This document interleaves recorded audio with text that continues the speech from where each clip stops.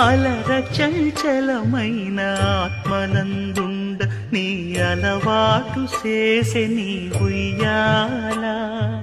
అలర చంచలమైన ఆత్మలందుండని అలవాటు చేసే నీ ఉయ్యాల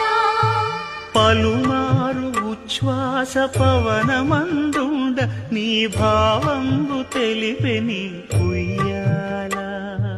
పలుమారు ఉచ్ఛ్వాస పవనమందుండని నీ భావంబు తెలిపే నీ